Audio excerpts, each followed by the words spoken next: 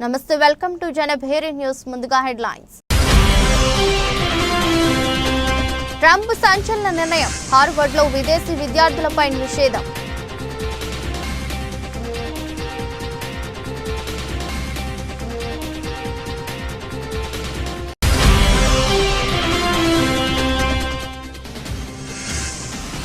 అమెరికాలోకి ప్రవేశంపై 19 దేశాలకు shock Trump కీలక ఉత్తర్వులు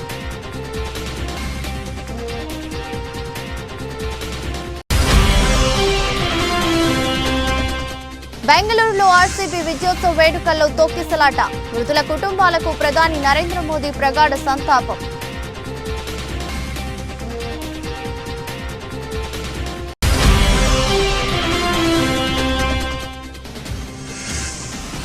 పర్యావరణ పరిరక్షణలో ఏపీని ఆదర్శంగా చేస్తాం స్పష్టం చేసిన ఏపీ సీఎం చంద్రబాబు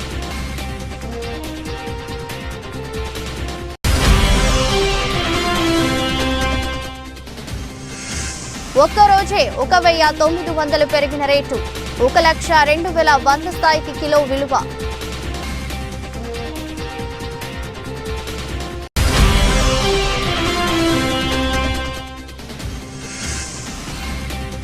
నెటిజన్ల ట్రోలింగ్ తో కీలక నిర్ణయం తీసుకున్న రాజేంద్ర ప్రసాద్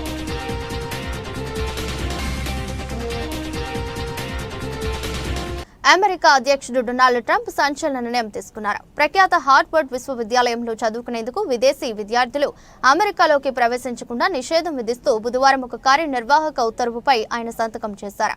ఈ చర్య ట్రంప్ ప్రభుత్వానికి హార్వర్డ్ విశ్వవిద్యాలయానికి మధ్య కొంతకాలంగా కొనసాగుతున్న వివాదాన్ని మరింత తీవ్రతరం చేసింది. అంతేకాకుండా ఇప్పటికే హార్వర్డ్ తో సంబంధం ఉన్న అంతర్జాతీయ విద్యార్థుల వీసాలను రద్దు చేసే ప్రక్రియను ప్రారంభించే అధికారాన్ని ఈ ఉత్తర్వు అమెరికా విదేశాంగ మంత్రి మార్కో రూబియోకు కట్టబెట్టింది. ఇది అమెరికా ఉన్నత విద్యా విధానంలో అంతర్జాతీయ విద్యార్థుల రాకపోకల విషయంలో ఒక కీలక మార్పుగా పరిగణిస్తున్నారు. క్యాంపస్లో యాదవ్ వ్యతిరేక పౌర హక్కుల ఉల్లంఘనల ఆరోపణల నేపథ్యంలో విదేశీ విద్యార్థులను చేర్చుకునే హార్వర్డ్ హక్కును రద్దు చేయడానికి department of home land security చేసిన ప్రయత్నాలను ఒక ఫెడరల్ న్యాయమూర్తి కొద్ది వారాల క్రితమే ఇంజెక్షన్ ద్వారా నిరోధించిన విషయం తెలిసిందే. ఇప్పుడు ఈ కొత్త ఉత్తర్వు వెలువడింది. ఈ కార్యనిర్వాహక ఉత్తర్వుకు మద్దతుగా వైట్ హౌస్ విడుదల చేసిన ప్రకటనలో పలు అంశాలను ప్రస్తావించారు.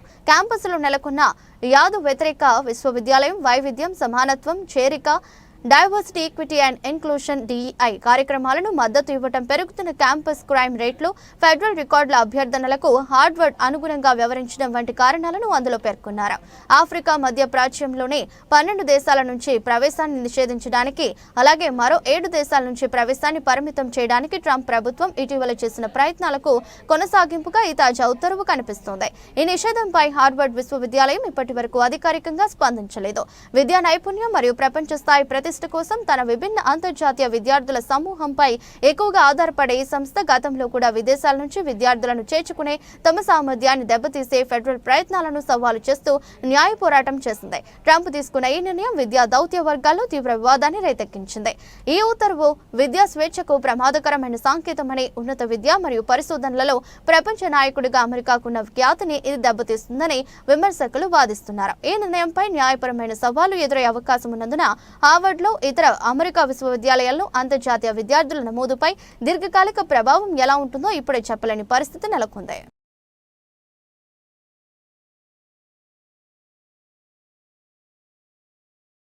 అమెరికా అధ్యక్షుడు డొనాల్డ్ ట్రంప్ తన మొదటి పదవీ కాలాన్ని గుర్తుకు తెస్తూ మరోసారి కీలక నిర్ణయం తీసుకున్నారు. జాతీయ భద్రతను ప్రధాన కారణంగా చూపుతూ 19 దేశాల పౌరుల అమెరికాలోకి ప్రవేశించడంపై కొత్తగా కఠినమైన ప్రయాణ ఆంక్షలు విధిస్తూ బుధవారం ఉత్తర్వులపై ఆయన సంతకం చేశారు.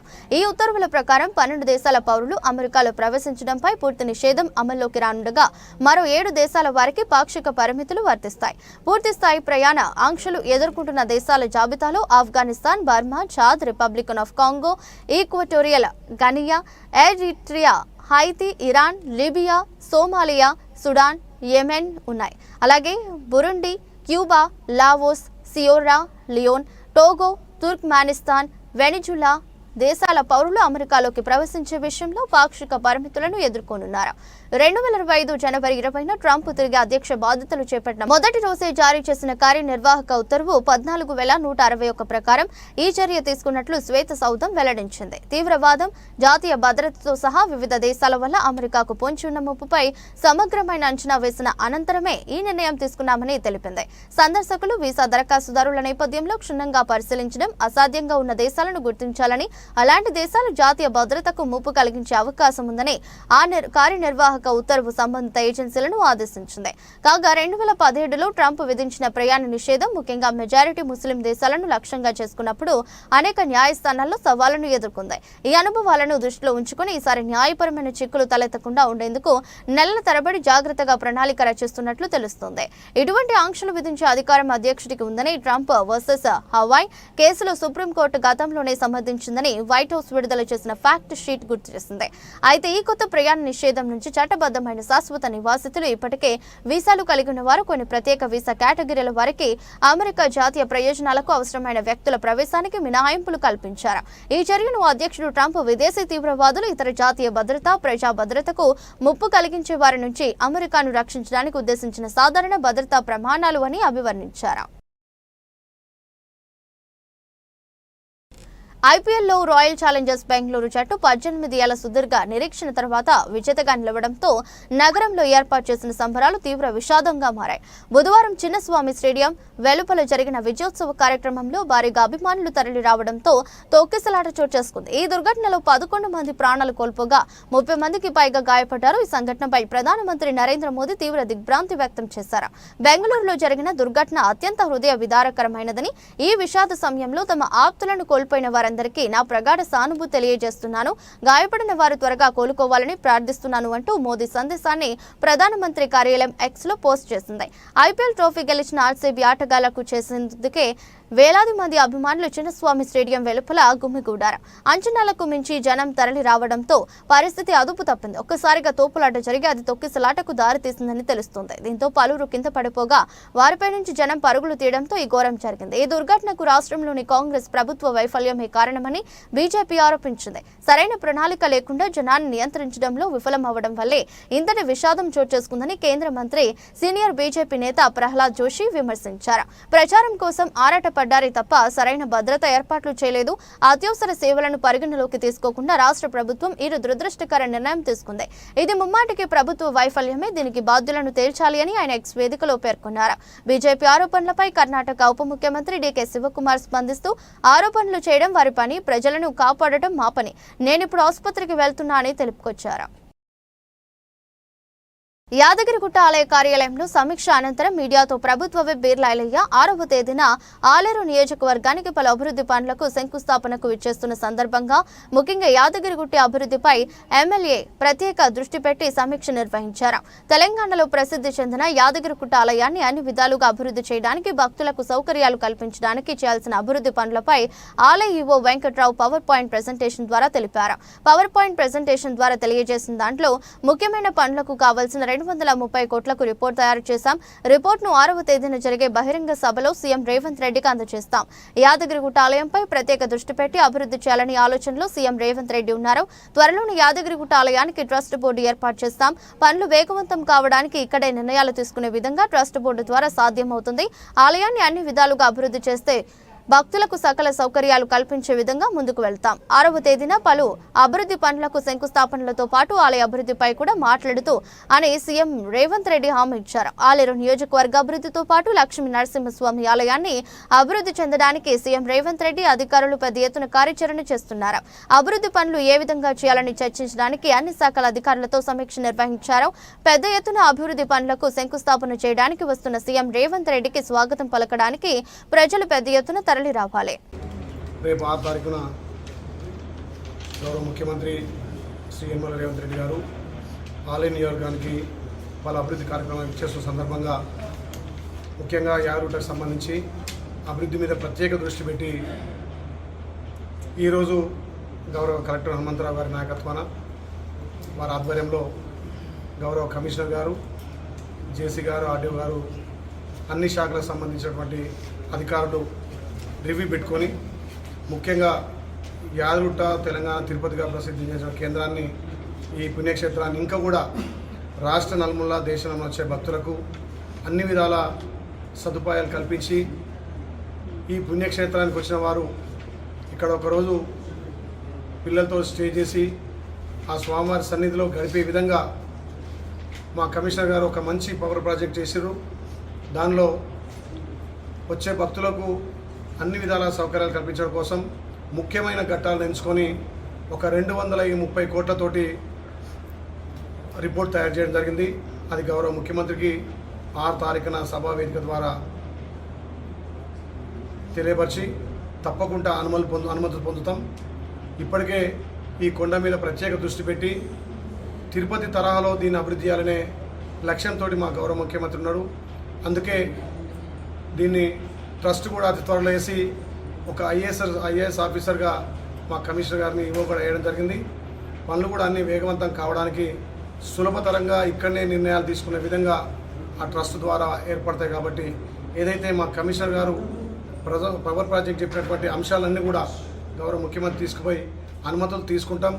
వచ్చే భక్తులకు అన్ని విధాల వసతులు కల్పించడమే లక్ష్యంగా ఈ పుణ్యక్షేత్రాన్ని ఇంకా అభివృద్ధి చేసే లక్ష్యంగా ముందుకు పోతాం. కాబట్టి గౌరవ ముఖ్యమంత్రి గారు రేపు 6 తారీఖున పలు అభివృద్ధి కార్యక్రమాల శంకుస్థాపన చేస్తున్న క్రమంలో యాదగుట్ట మీద ప్రత్యేక దృష్టి పెట్టి గుట్ట గురించి కూడా మాట్లాడదని చెప్పి మాకు మాట ఇవ్వడం జరిగింది.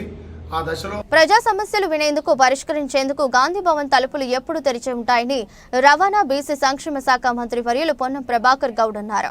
ఎవరైతే ప్రజాపాలన కావాలని ఆకాంక్షించి ఓటేసినటువంటి కామన్ మ్యాన్ సామాన్యులు ఎవరైతే ఉన్నారో వారికి సంబంధించినటువంటి ఎటువంటి సమస్యలు ఉన్నా గాంధీ భవన్ అనేటువంటిది పార్టీ అధికారంలోకి రావడానికి వేదిక అయినటువంటి కార్యాలయం. ఈ ప్రభుత్వం అధికారంలో ఉన్నటువంటి ప్రభుత్వ పార్టీకి సంబంధించినటువంటి ఒక దేవాలయం లాంటిది. ఇక్కడికి వచ్చేటువంటి పిటిషన్లు తప్పకుండా ప్రభుత్వంలో అత్యంత ప్రాధాన్యతగా తీసుకొని పరిష్కరించే విధంగా గాంధీ భవన్ నుంచి కూడా దానికి అంతా కూడా డాటా చేస్తూ దానికి సంబంధించినటువంటి పర్సుయేషన్ను కూడా ఫాలో అప్ చేస్తూ దానికి సంబంధించినటువంటి పని విధానము పనికి సంబంధించినటువంటి స్టేటస్ను కూడా పిటిషనర్స్కు చెప్పే విధంగా ఏర్పాట్లు సాంకేతికంగా కూడా పెరుగుతున్నటువంటి సాంకేతికమైన అంశాలతోటి క్రోడీకరిస్తూ ఉన్నారు.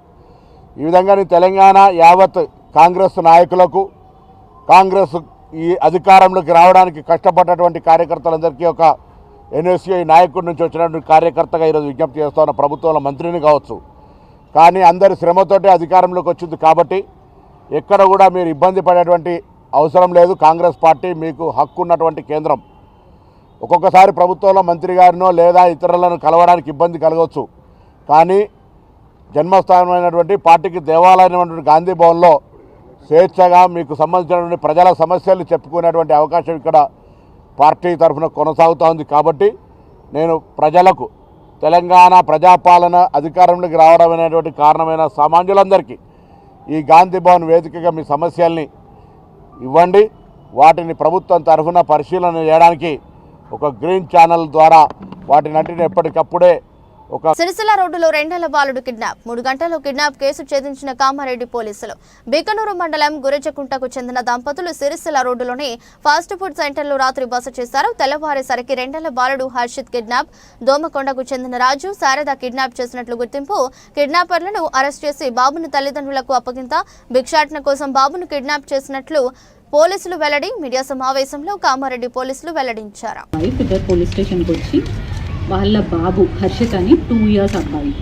సో నిన్న నైట్ వీళ్ళు ఈ సిరిసిల్ల రోడ్ దగ్గర ఒక ఫాస్ట్ ఫుడ్ సెంటర్ దగ్గర పడుకున్నారు. అండ్ మార్నింగ్ లేచి చూసేసరికి బాబు లేడు అని చెప్పేసి కంప్లైంట్ ఇచ్చారు. సో 8:30 కంప్లైంట్ ఇచ్చారు. అండ్ వెంటనే ఎస్పీ సార్ ఆర్డర్స్ ప్రకారం మేము 3 టీమ్స్ని ఫామ్ చేయడం జరిగింది.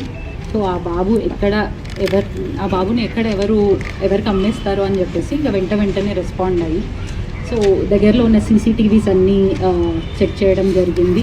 అండ్ లోకల్ వాళ్ళని ఎంక్వైరీ చేయడం జరిగింది. సో సీసీటీవీ ఫుటేజ్ ప్రకారం ఒక లేడీ అండ్ ఒక మ్యాన్ ఇద్దరు కలిసి ఆ బాబుని తీసుకెళ్తున్నట్టు తెలిసింది.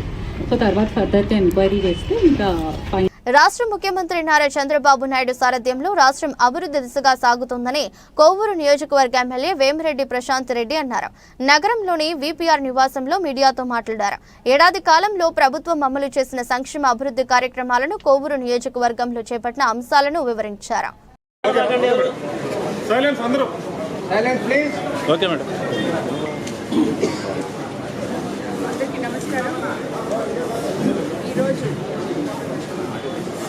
చెప్పినట్టుగా జూన్ 4వ తేదీ మనము ఎంతో కష్టపడి ఎంతో ప్రయాసను కోర్చి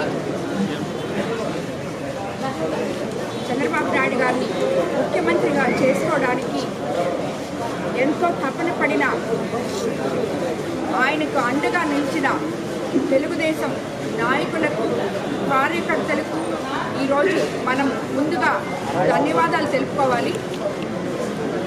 ఎందుకంటే ఏదైతే మన నాయకులు ఈరోజు జెండా మోసిన కార్యకర్తలే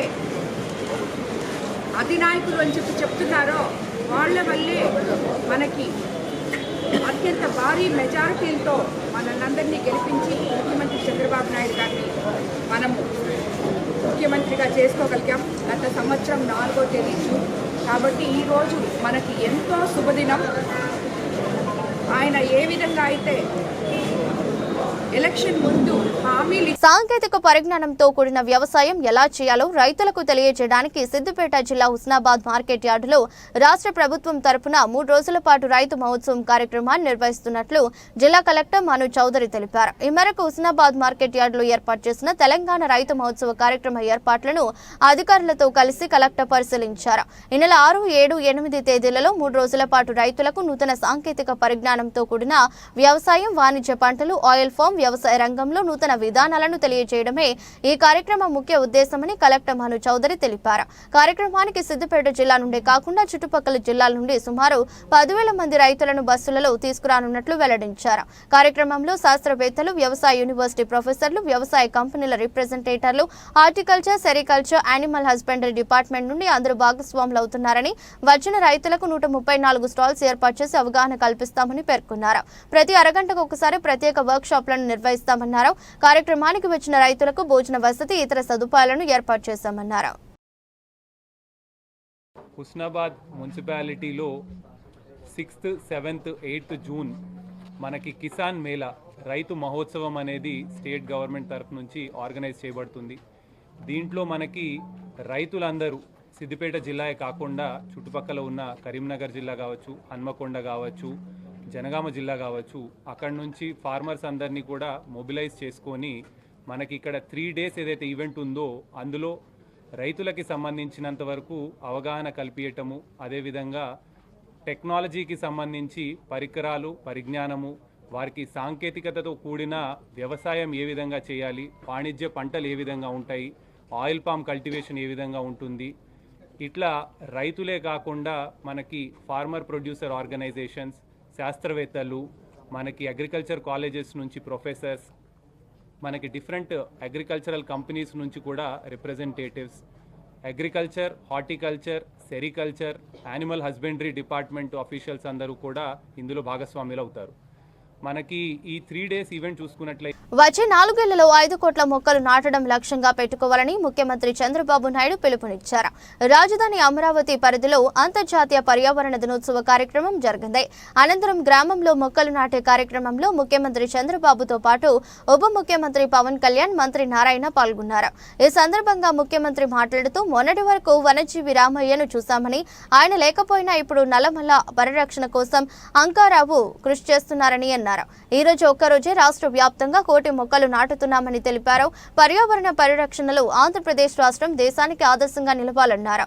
రాయలసీమ ప్రాంతంలో హార్టికల్చర్ బాగా అభివృద్ధి చెందుతోందని, దీని పర్యవసానంగా ఇతర ప్రాంతాల్లో కూడా గ్రీన్ కవర్ పెరుగుతుందన్నారు. గత వైసీపీ ప్రభుత్వానికి చెట్ల వల్ల ఉపయోగం తెలియదని, వారికి చెట్లు నరకడం తప్ప చెట్లు పెట్టడం తెలియదని విమర్శించారు. ముఖ్యమంత్రి హెలికాప్టర్లో వెళితే కింద రోడ్డుపై చెట్లు నరికేవారని మండిపడ్డారు. ముఖ్యమంత్రి, ఉప ముఖ్యమంత్రి వస్తుంటే ఎక్కడైనా ఒక చెట్టు తాము నరుకుతున్నామా అని ప్రశ్నించారు. కొన్ని దేశాల్లో చెట్లు నరికితే శాశ్వతంగా జైల్లో పెడతారని, చెట్లు నరికితే మనిషిని చంపినట్టే అని కొన్ని దేశాల్లో చట్టాలు కూడా ఉన్నాయన్నారు. 4 సంవత్సరాలలో ఆంధ్రప్రదేశ్ రాష్ట్రంలో 37% గ్రీన్ కవర్ రావాల్సిందన్నారు. జీవితంలో 10 చెట్లు కంటే ఎక్కువ పెట్టి పెంచుతున్న వారు ఉన్నారని, అసలు చెట్లు పెంచని వారిని గాలి పీల్చే హక్కు ఎక్కడిది అని సీఎం చంద్రబాబు నిలదీశారు.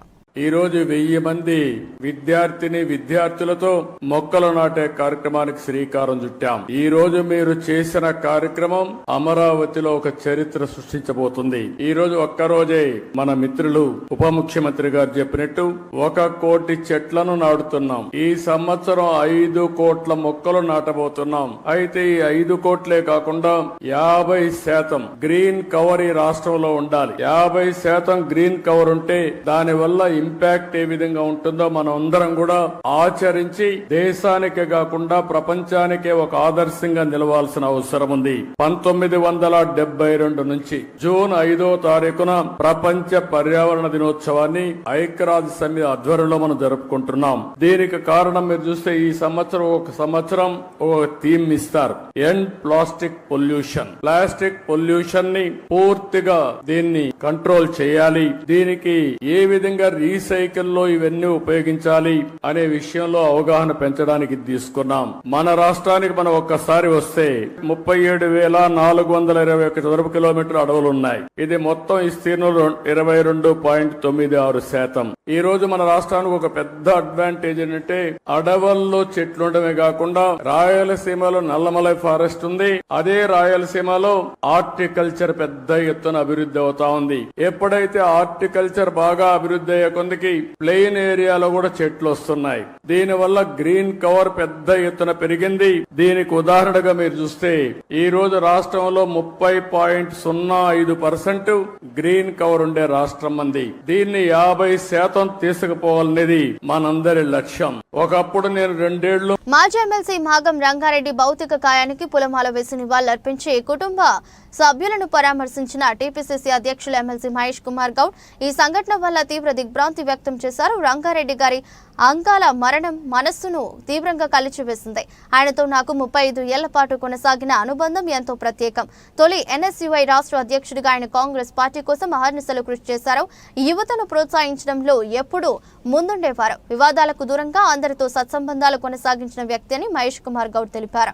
ఈ అకాల మరణం అందరికీ తీరని లోటు. భగవంతుడు ఆయన ఆత్మకు శాంతి చేకూర్చాలని మనస్ఫూర్తిగా భగవంతుని ప్రార్థిస్తున్నానని టీపీసీసీ అధ్యక్షులు పేర్కొన్నారు. రంగారెడ్డి గారు మాజీ శాసనమండలి సభ్యుడు మరణం చాలా దిగ్భ్రాంతి, ఆశ్చర్యాన్ని గురిచేసింది. నాకు దాదాపు 35 ఏళ్లుగా పరిచయం. తొలి ఎన్ఎస్వి రాష్ట్ర అధ్యక్షుడిగా,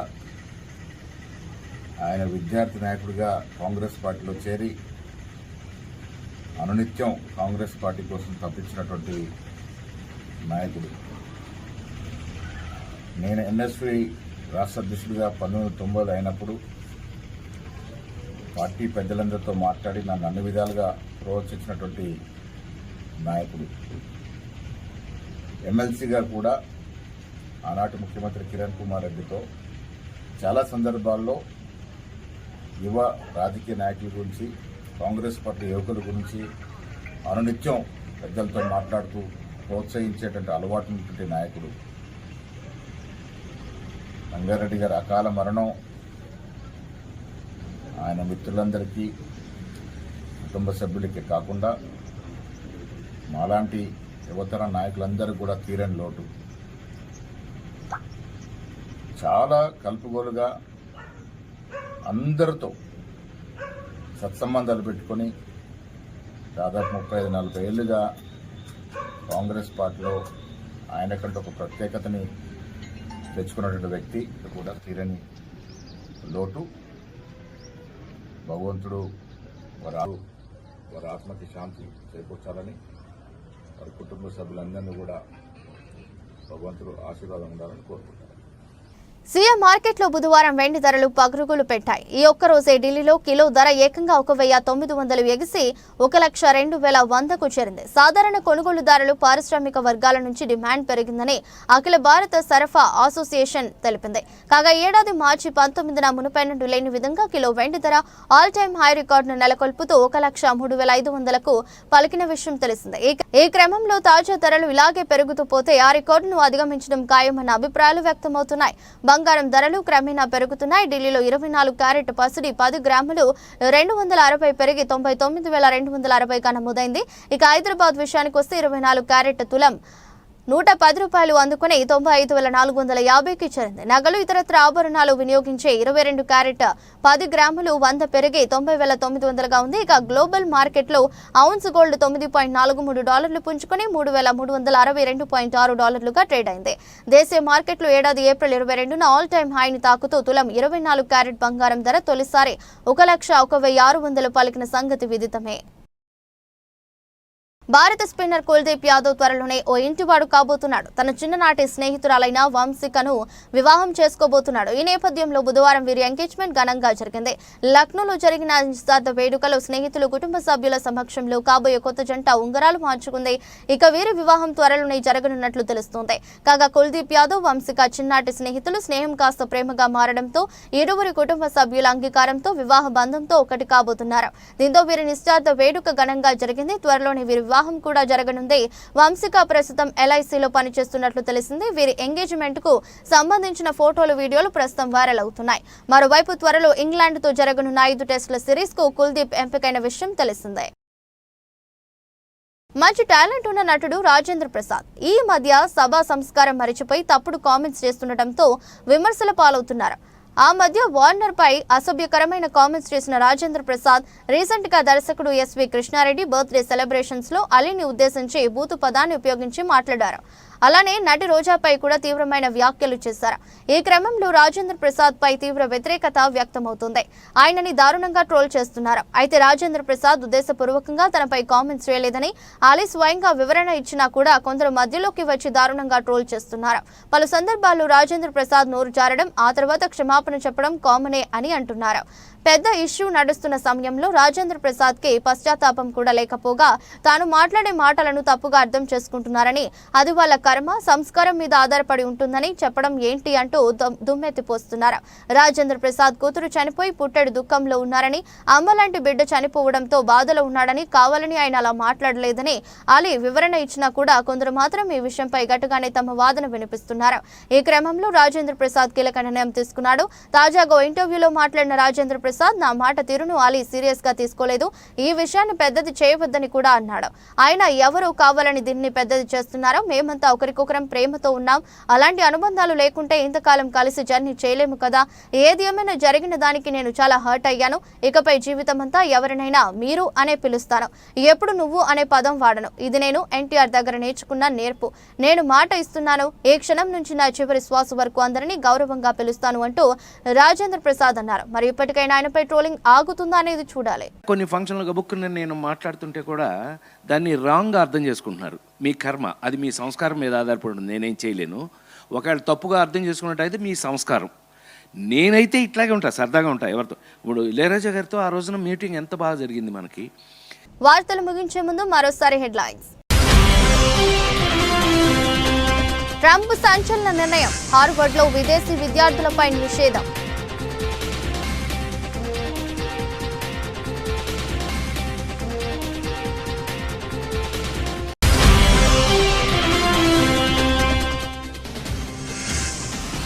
అమెరికాలోకి ప్రవేశంపై 19 దేశాలకు షాక్, ట్రంప్ కీలక ఉత్తర్వులు.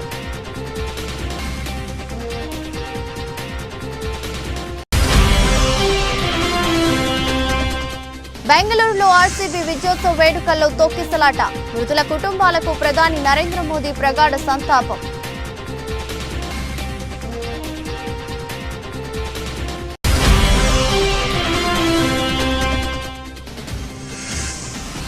పర్యావరణ పరిరక్షణలో ఏపీని ఆదర్శంగా చేస్తాం, స్పష్టం చేసిన ఏపీ సీఎం చంద్రబాబు.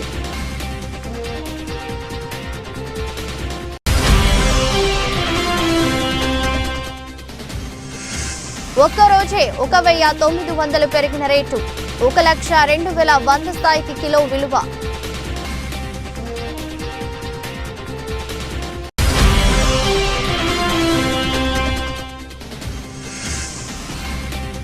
నెటిజన్ల ట్రోలింగ్ తో కీలక నిర్ణయం తీసుకున్న రాజేంద్ర ప్రసాద్.